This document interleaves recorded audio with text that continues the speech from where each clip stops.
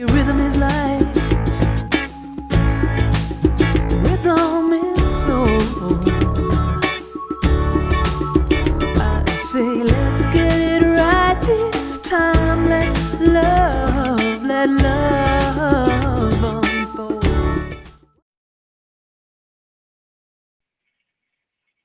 Well, look, what's going on in the absence of mind? What's going on? In the absence of mind, what's going on? What could you say? In the absence of mind, what could you say? Everything's just happening. You couldn't even say that because there'd be absence of mind.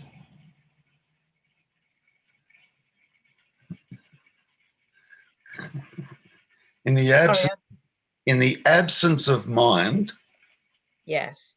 What's going on?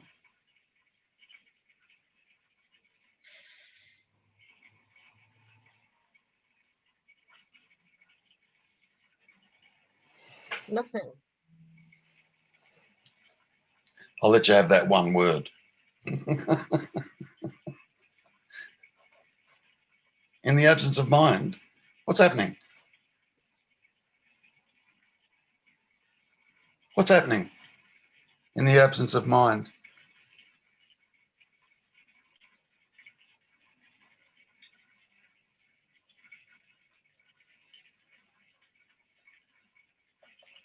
Consciousness.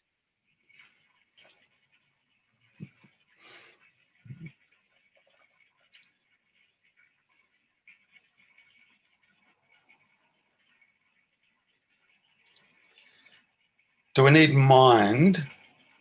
And I guess you won't know until you know. Do we need mind for experiencing to be happening?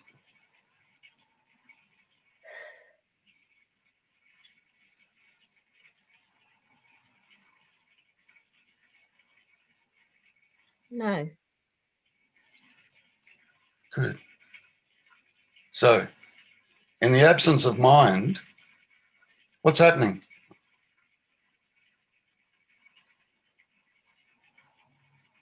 Oh, just experience.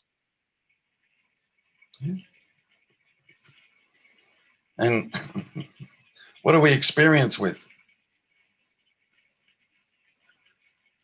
All the senses. Yeah.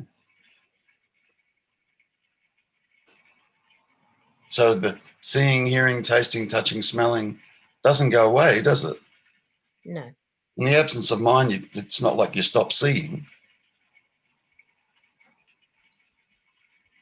But what's the experience of seeing in the absence of mind?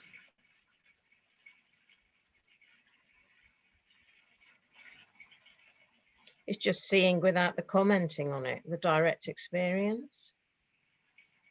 And what's wrong with that? Nothing. Now just apply that to all the other senses.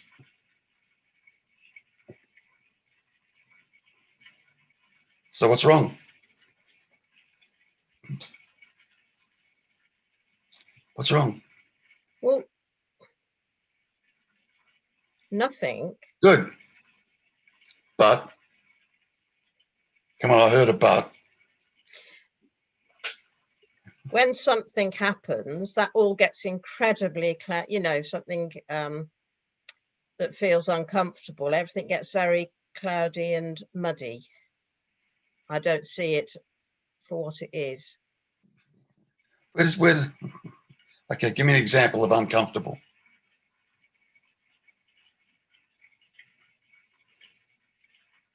Well, the conversation I was having with somebody last week. Sorry, I'm not letting you have that.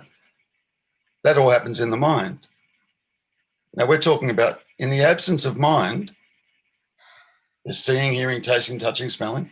In the absence of mind, what's wrong?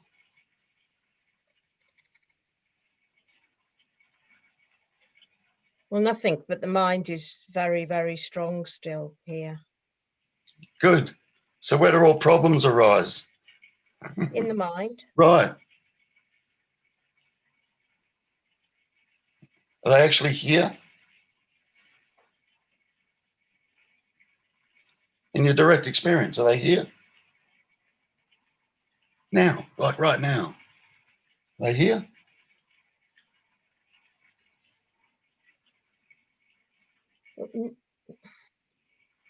No, they're not, but my body feels massively uncomfortable. I feel quite sick and scared and shaky. Yeah, that's all mind produced. Yeah. In the absence of mind, that wouldn't be happening. Unless the body was sick, Yeah. But if we're talking about emotional anxiety, that's all created by mind. All of it.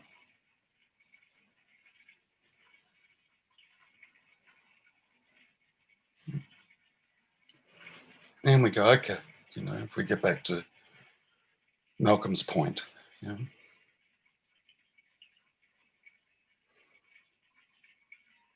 throughout the course of the day, there's just stuff, thoughts arising in the mind all the time, throughout the course of the day. Yeah. Whole lot of, most of which is all irrelevant. Like, you could do without, trust me. But it just happens. It's constantly just happening. Thoughts are just happening. Yeah? You're not the thinker of those thoughts. If you were, you'd stop it. You would stop it. I don't know how much clearer I can get than that. If you're the thinker, you'd stop it. Full stop. Bum.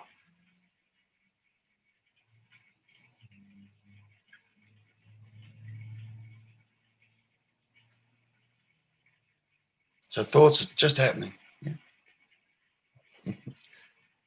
And the me thoughts are just happening.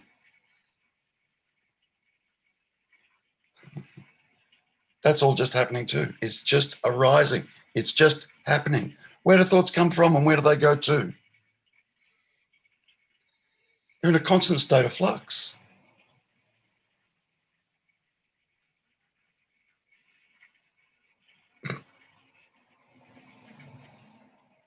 Happening too quick for for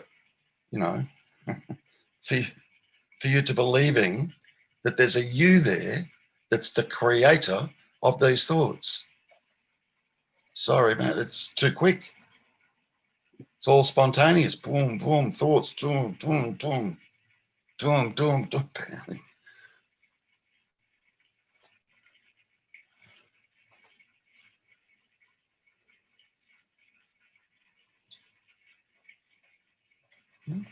And it creates the me as well. All the me thoughts. They're just constantly arising as well. Watch that throughout the course of the day. See that that's what's actually happening. And know that if you could turn it all off, you would. Just have a break.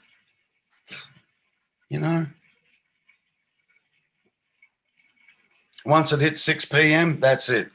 I'm switching it, I'm turning it off. Just going to experience no thoughts. I'll turn it back on again in the morning, 6 a.m. when I wake up.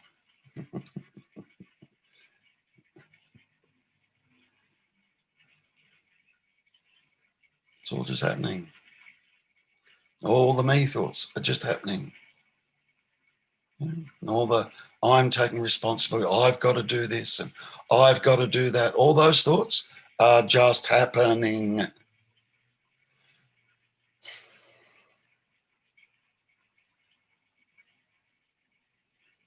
Try and turn those ones off, the ones that feel really personal. Yeah, the ones that feel like, I need to make a decision. I need to be doing this or I need to be doing that or blah, blah. Try and turn that off. Just turn it off.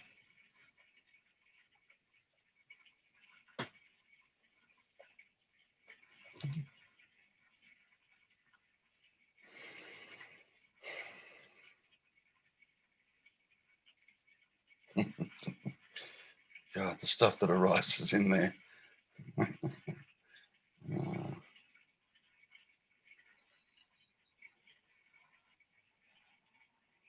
Where are you in relation to all of that?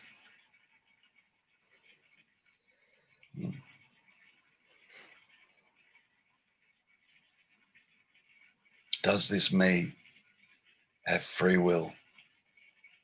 Man, like when you identify where the problems come from, the first thing you would do if you had free will would be to turn that off for a while, or even change the content of the thoughts. Yeah. I used to jokingly say, man, if I had free will, if I did, from this point forward, I'm going to think nothing but blissful thoughts. But that's it. That's it. Nothing but blissful thoughts. That's it. Why? Because I'm in control. I'm the thinker.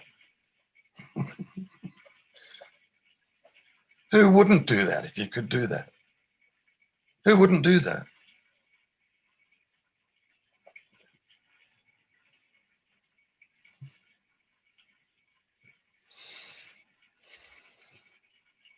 Thoughts are dualistic in nature. They're going to swing.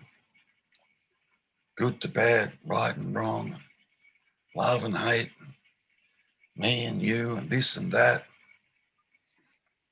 and all the increments in between those points, between those dualistic points.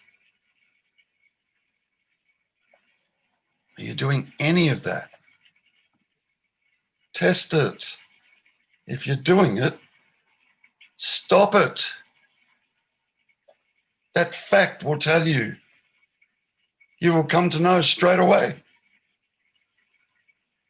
Yeah. Then you want to be asking yourself, who are these thoughts referring to? Who the hell are they talking to? Ordinarily, we'd say me. What's the me? Other thoughts that are arising. Just other thoughts, other ideas, other beliefs that are also arising.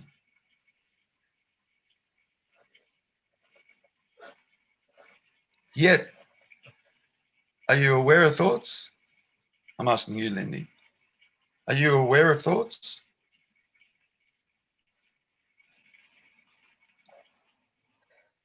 I'm certainly aware of a lot of them.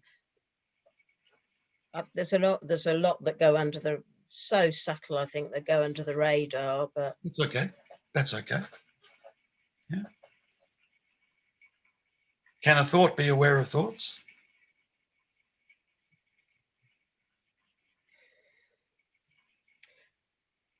well, I understand that it can't be, but when thoughts are talking to thoughts, I mean, there's a lot of arguments that go on between the thoughts. So, but I'm a bit confused. So you have a thought and you become aware of it. So it's almost like that. So it's not like thought and thought. It's almost like thought, awareness, thought, awareness, thought. Yeah. So my question is, yeah, can thought be aware of thoughts?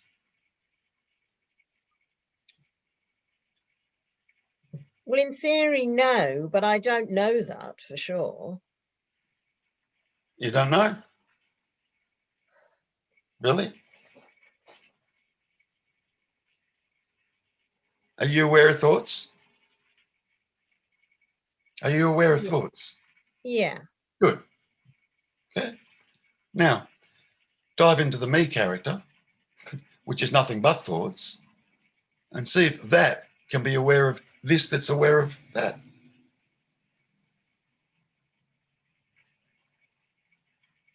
It's really clear that you're conscious of thoughts. That's clear. Yeah? Now see if thoughts are conscious of this consciousness that's conscious of the thoughts. Try that on.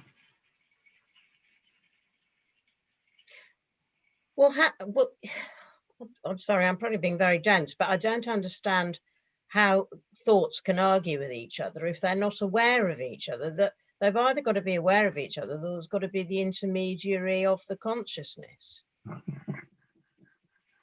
I mean, you know, I know I'm saying this really logically, but I'm really so, unless I can get the basics sort of sorted, I can't test it, you know?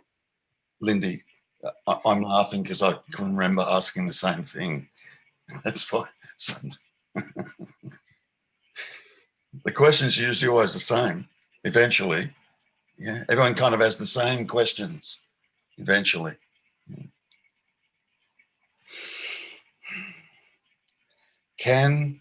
Look, are you aware of thoughts that occur in the mind that seem to be in conflict with one another?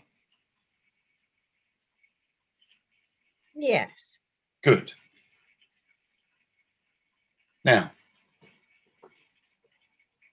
is that the point of awareness, or is one thought aware of another thought, or is one thought conscious of another thought?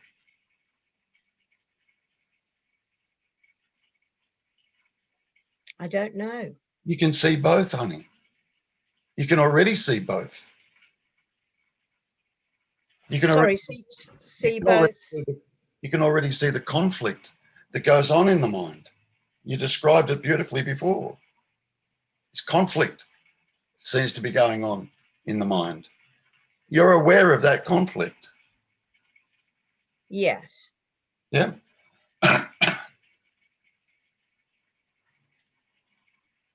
So can other thoughts aware?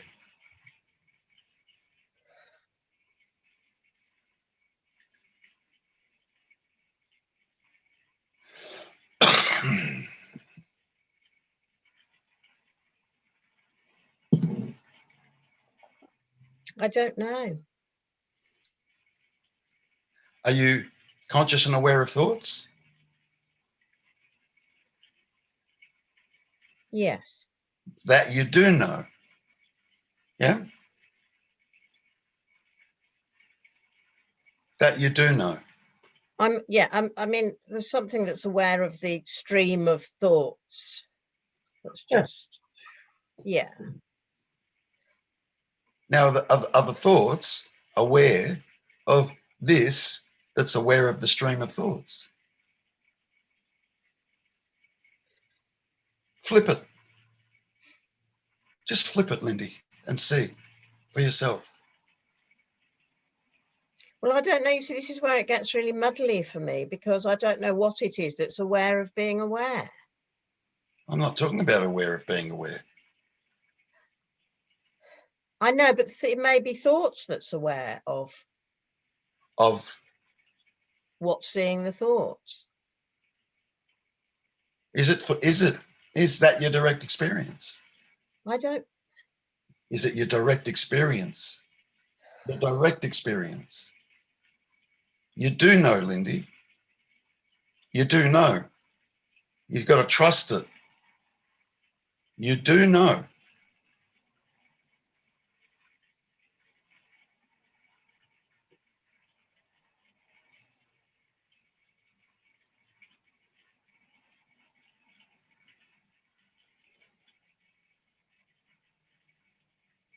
This direct experience that you're having now, yeah, of here-ness, of right nowness, of consciousness, seeing, hearing, tasting, touching, smelling.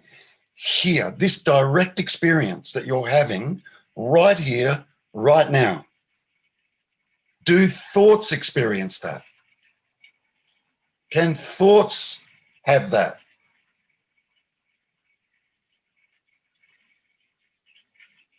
No. Trust that. That's your direct experience.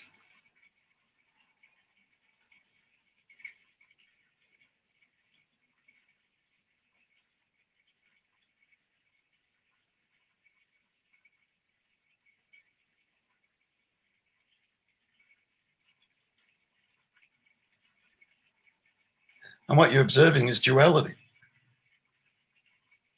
Mind. You're observing it all happening in mind as thoughts and ideas. Yeah. And when I say thoughts, it's usually a voice. It's not like thoughts come through as a written word, print, you know. Be pretty busy reading it all if that was the case. It usually comes through as a voice.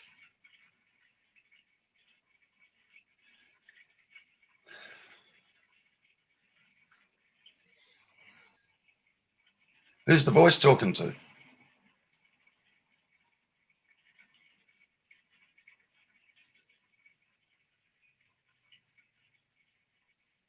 I don't know. Good. Good.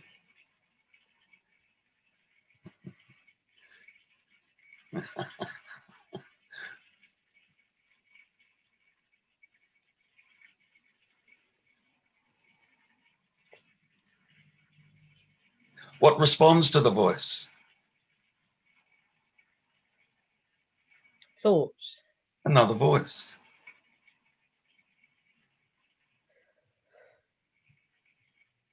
It's the same voice.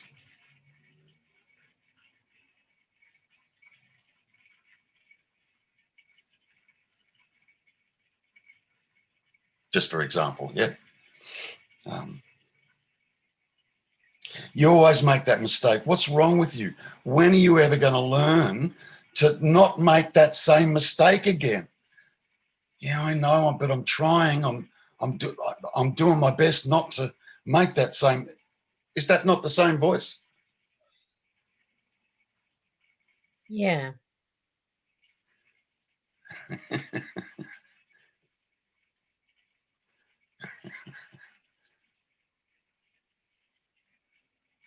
Now, the first voice, is that you?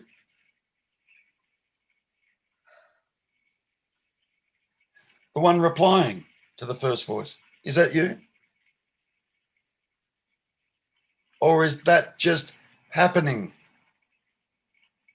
And you're aware of that happening? I guess I'm aware of happening, but the experience at the time does feel like it's, you know, it feels so, you know, it feels like me and it feels so real. I That's the understand. problem. I understand. I understand. You're taking yourself to be one of those voices. You're either being a critic or a victim. Yes. Duality. Yeah. And you're taking yourself to be one of those voices. And you can be either one. You're critical of self, or you can be a victim of self. And you're not even doing any of that. You're observing and aware that that is happening. Watch it happening throughout the course of the day. Yeah. Don't assume it's you.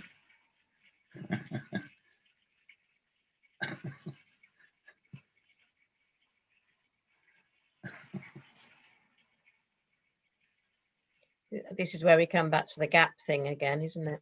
Yeah. Yeah.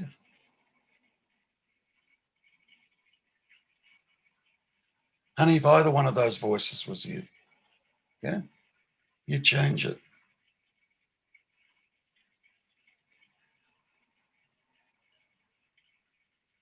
You would change it.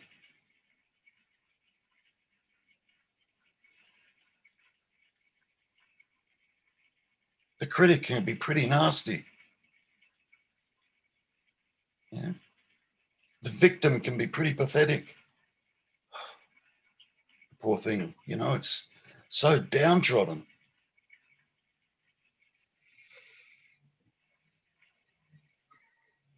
How often do you speak to people around you the way the inner critic speaks to you? Not that it's speaking to you, but it's talking to itself.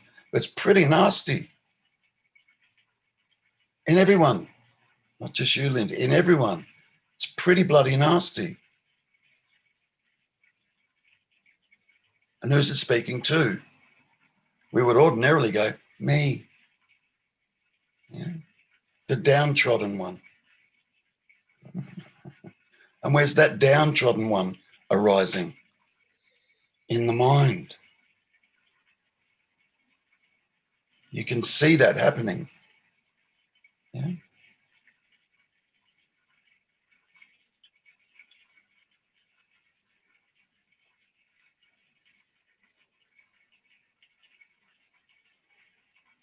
You're not in there. Linda, you're not in there.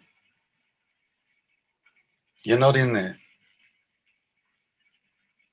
Watch throughout the course of the day. Watch, watch, watch, watch, watch.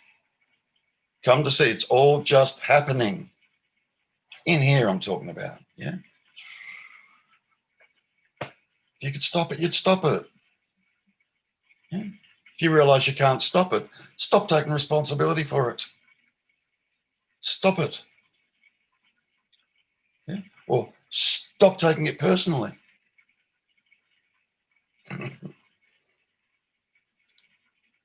Yeah.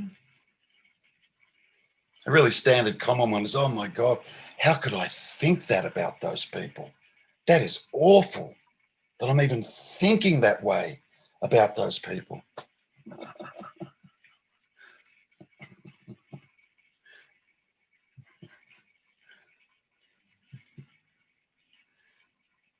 So the thinking will happen about those people. Yeah. And another thought will arise in the mind, oh, that's just awful. And you're not doing either of them. You're not doing either of them, Lindy. It's just happening.